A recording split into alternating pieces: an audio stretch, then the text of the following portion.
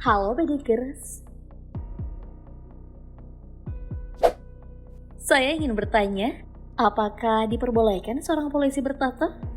Jawabannya sudah jelas tidak kan?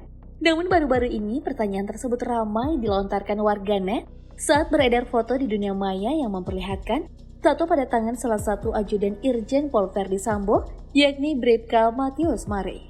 Gak hanya tato saja, namun juga dengan penampilannya berewokan banyak menuai pertanyaan. Lantas seperti apa sosok dan karir dari Bribka yang satu ini? Mari kita bongkar.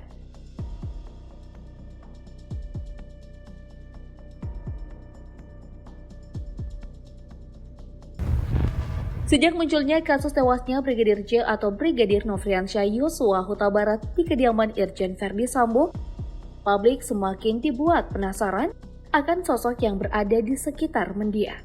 Dilansir dari tribunnews.com, sosok dari Brigadir Polisi Kepala Matius Mare alias Bribka Matius ini merupakan seorang anggota kepolisian kelahiran Wamena, Papua 17 September 1986.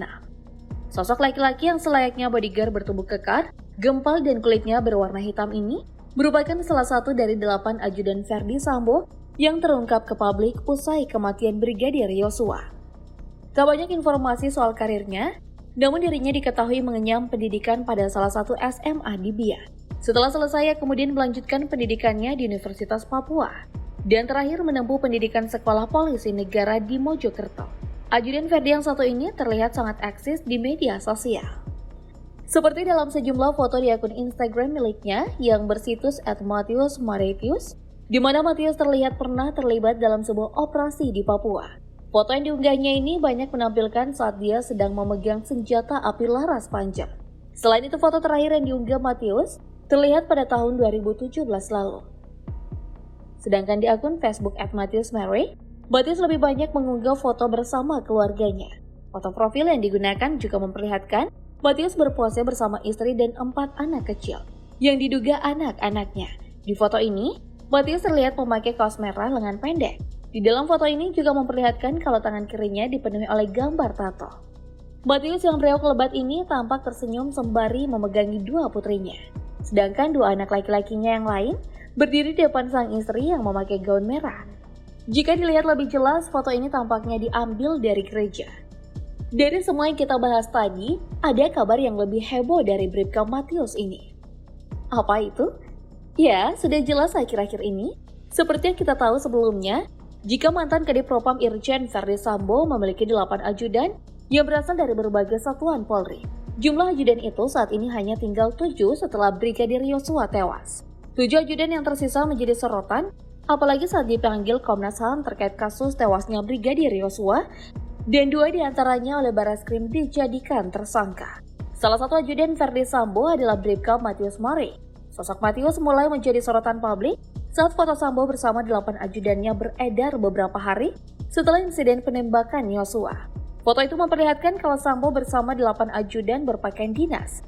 Salah satu ajudan tampil mencolok karena memiliki cambang lebat, sedangkan yang lain tampil klimis. Iya, sudah jelas kan? Padahal kalau melihat tugas dan tanggung jawab seorang Bribka, tugasnya untuk melakukan pengawasan para brigadir di bawahnya. Bribka merupakan bintara tingkat 4 dan sebelum restrukturisasi disebut dengan nama Sersan Mayor. Laba Brigadir Polisi Kepala merupakan 4 bentuk 5 terbalik warna perak.